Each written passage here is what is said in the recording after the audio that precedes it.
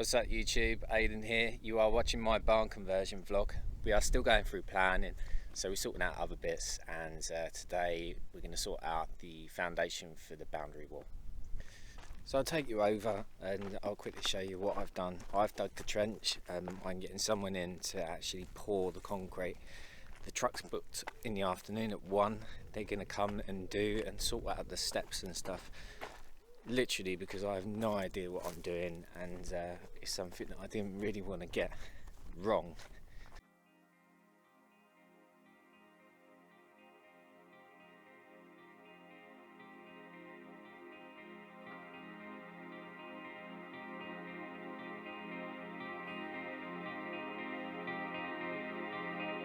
So what we're going to get to see is I'll quickly record when they do the steps. They're doing like obviously wooden barriers or something, and then the truck will come. I've booked 15 cubic meters. I think we should only need about 12, but we'll see. They mix it on site and everything.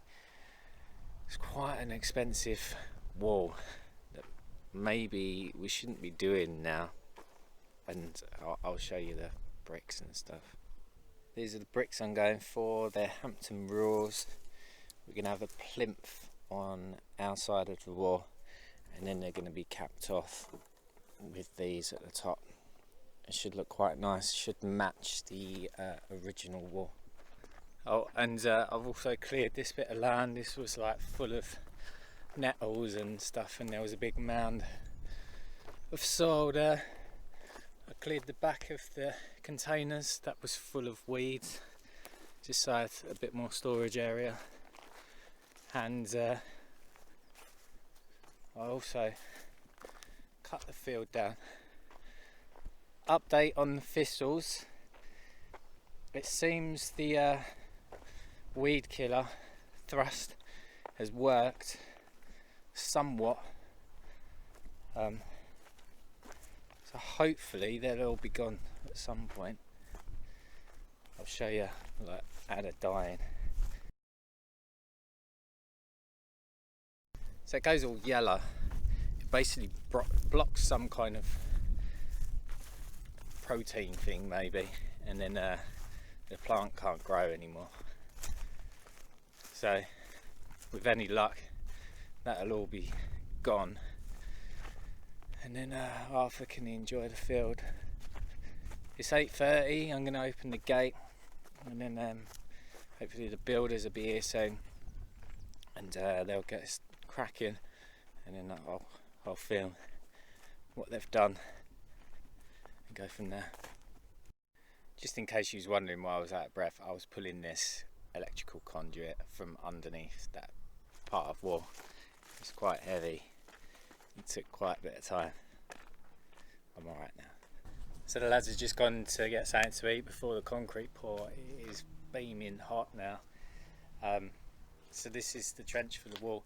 That wall leans out slightly, so hopefully this wall is actually going to keep it up.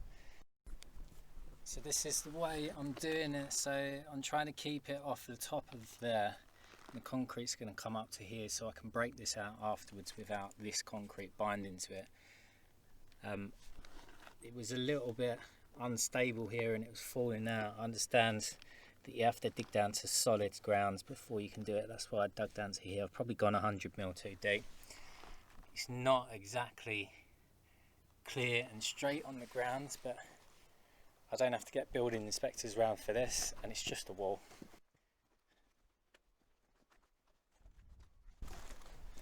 So it looks like this is how you like step it, or one way of doing it anyway. You dig out the side, put in the posts, and then you put these in. That's equally stepped down there for 125mm roughly.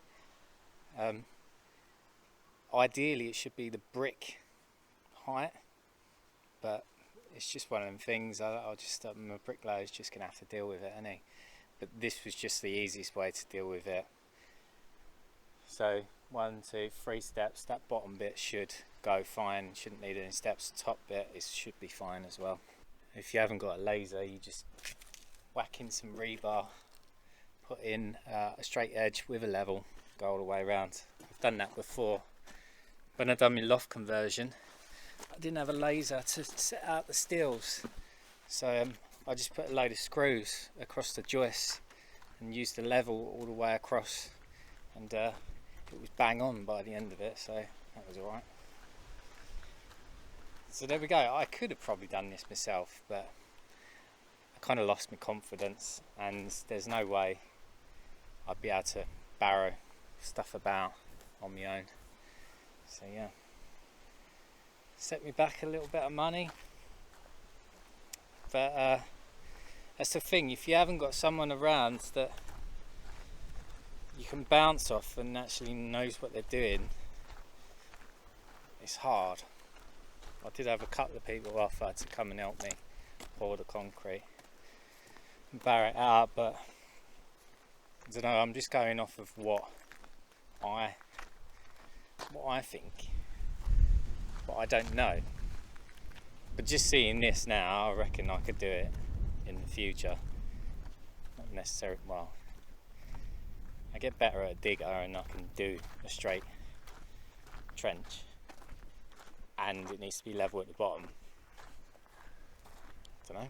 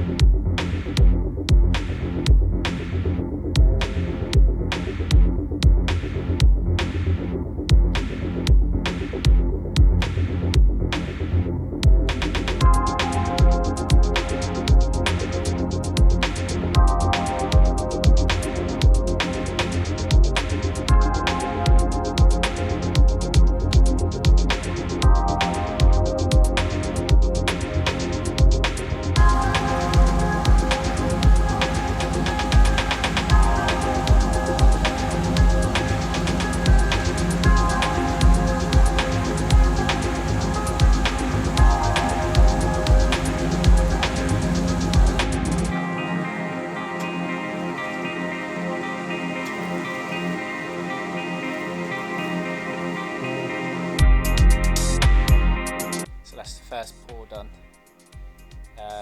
This ended up being quite level with the other bit, so we didn't need another step there, but it's worked out alright.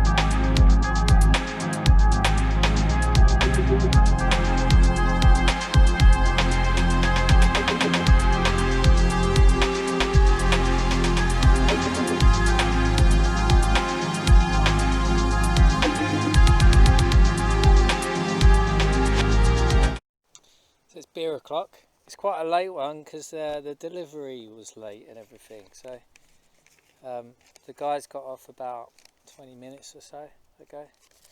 So in the end, that was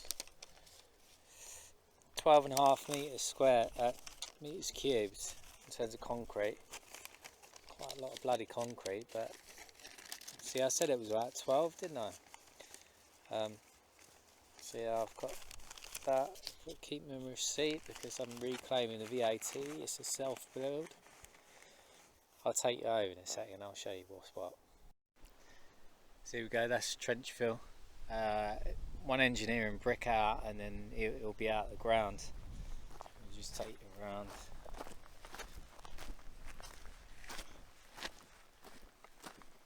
So there's your steps. That's one step. Not sure how much that is.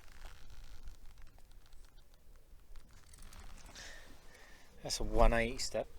That is a 120 step, so he's going to have to maybe use blocks between to make up for it.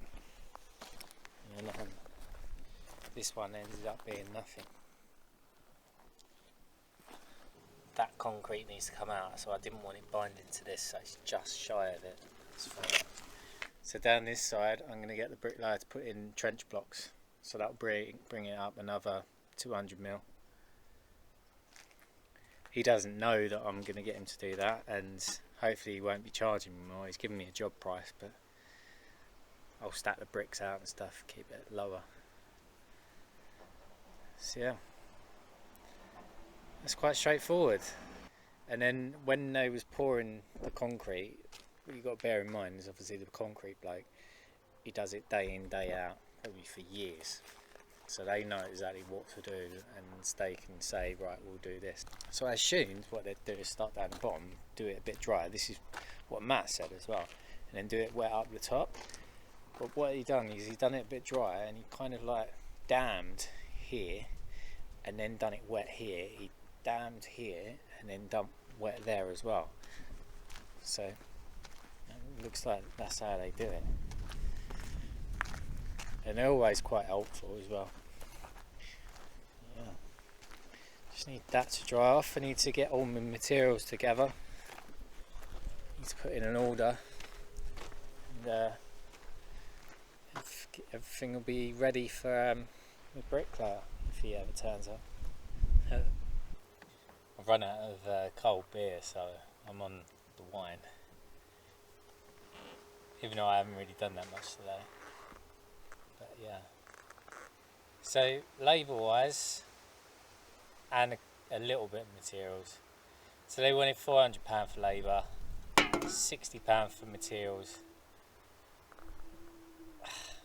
I think that was as much as he could push it, kind of thing, because that's not 60 quid's worth of materials.